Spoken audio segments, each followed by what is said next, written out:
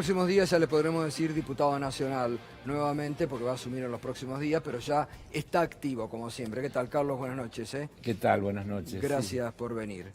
Bueno, primer análisis que siempre nos interesa, el pantallazo didáctico y sintético que hace de este proyecto. ¿Cómo lo vio Guzmán hoy? ¿Qué le ha parecido? A ver, yo creo que el título del proyecto define claramente de lo que se trata.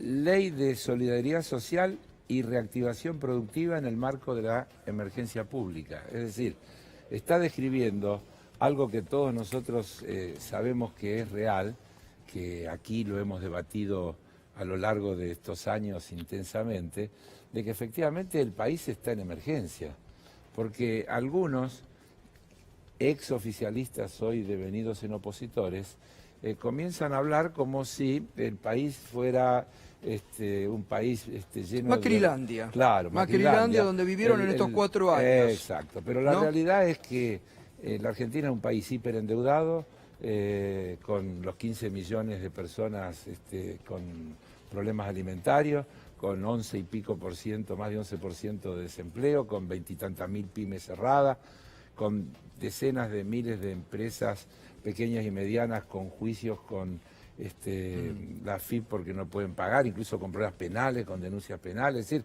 estamos con una deuda equivalente al 90% del PBI, programada y diagramada para ser pagada de una manera absolutamente imposible de cumplir. Es decir, la emergencia es una realidad, no es un invento de un gobierno que asume y inventa una emergencia. La mera descripción de la situación del país muestra que hay una emergencia.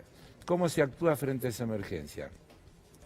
Haciendo lo que se dijo todo el tiempo en la campaña electoral y lo que dijo el presidente en el discurso el día que asumió, atendiendo primero a los de abajo, a los más pobres.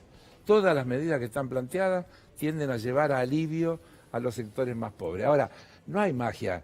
¿De dónde sale eso? Alguien tiene que ser el que aporta. No, y el endeudamiento que deja Macri, que hay que pagar, ¿quién lo paga? Digo, ¿y de dónde salen los recursos? Entonces vienen las medidas.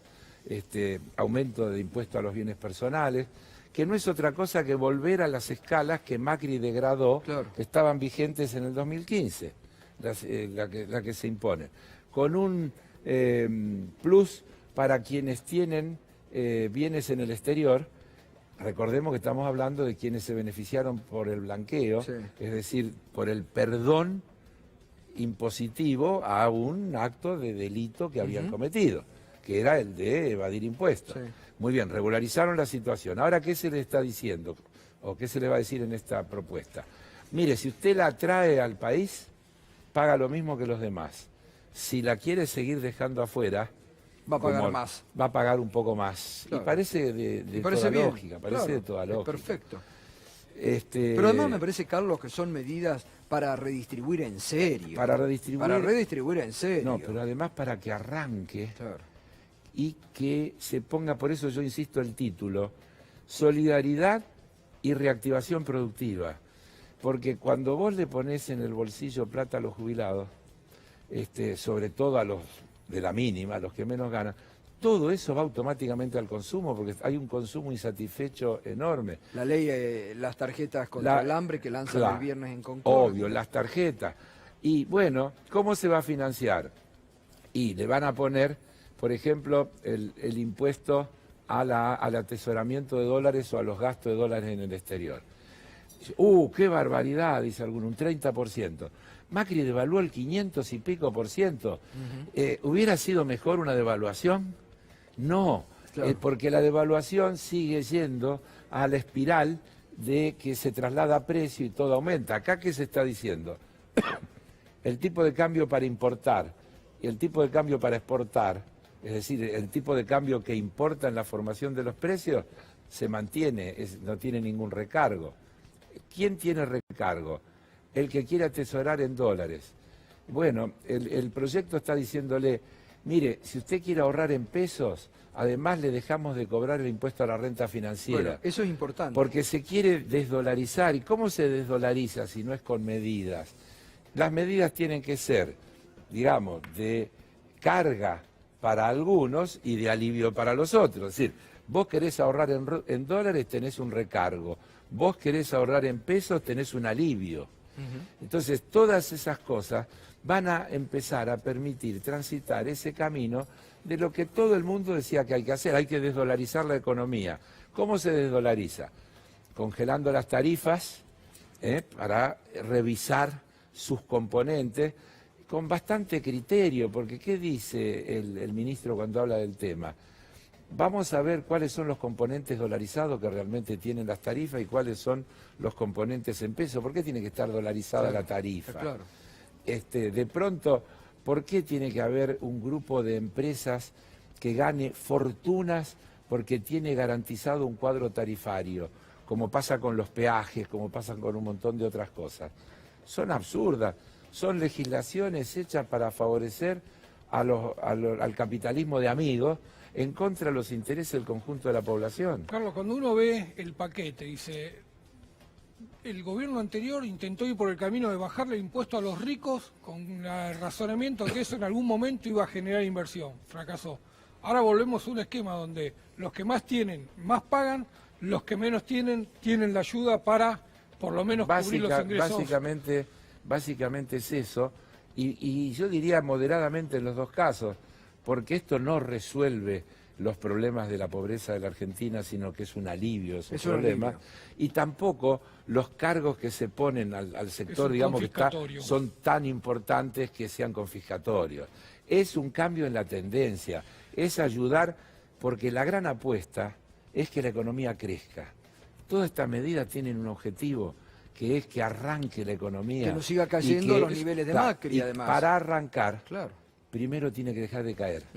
Total. Porque lo primero que hay que lograr es que se deje de caer. Vamos a terminar este año con una caída del PBI cercana al 3%. Tremendo. Vamos a tener un acumulado, medido en términos per cápita, de que este país tiene un Producto Bruto entre el 9 y el 10% más chico que el que tenía en el 2015. Es decir, la torta es más chica y el reparto se hizo más desigual. El riesgo país hoy bajó de los 2.000 puntos.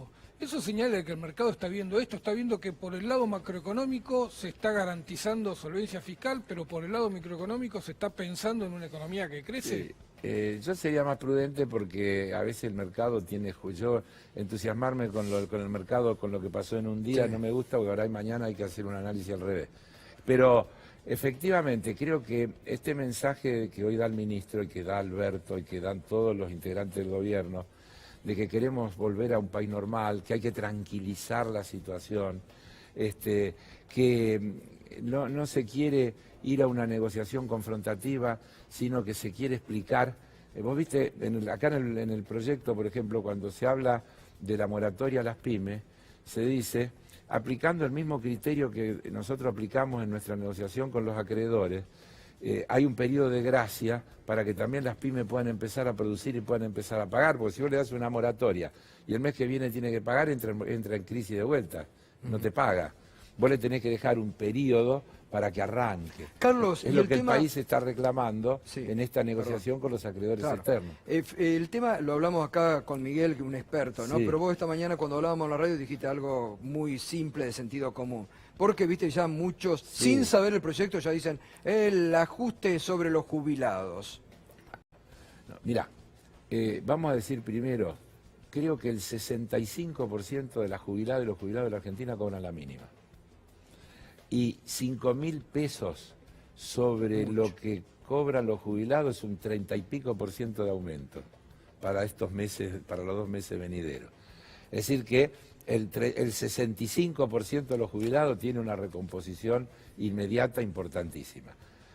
Para el resto, lo que se está haciendo es facultar al Poder Ejecutivo para que dé, no con la fórmula, sino con alguna análisis que se haga, una recomposición durante los 180 días que va a durar el periodo que pide la ley para que se genere una nueva fórmula previsional.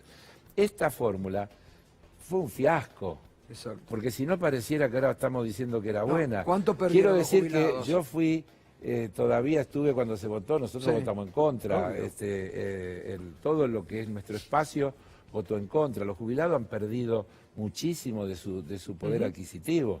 Entonces, seamos absolutamente realistas. En el mejor de los casos, ellos lo hicieron pensando en un país que otra vez no existe, es irreal. Sí, sí, sí. Y entonces, además, le pusieron el componente salarial a la fórmula de ajuste cuando era deliberado y conocido que el objetivo del gobierno era bajar el costo real de los salarios. Por lo tanto, al poner el componente del 30% de los salarios, 70 inflación y 30 salarios, Sí. lo que se estaba haciendo es que sea menos que la inflación decididamente. Bien. Bueno, Carlos, la verdad que una clase práctica impecable sobre los anuncios del ministro Guzmán hoy, ¿eh? Y bueno, y la semana Y que disculpe viene... que vine tarde, No, pero venís de trabajar vengo- y nos diste una clase sintáctica perfecta. Bueno, gracias. muchas gracias. Gracias, Carlos. Bueno, hasta aquí llegamos. Mañana a las 20 nos volvemos a encontrar en este punto de encuentro con la realidad y clarificando la realidad cada vez más. Gracias, y llega Darío Gaño enseguidita en la continuidad informativa de C5N.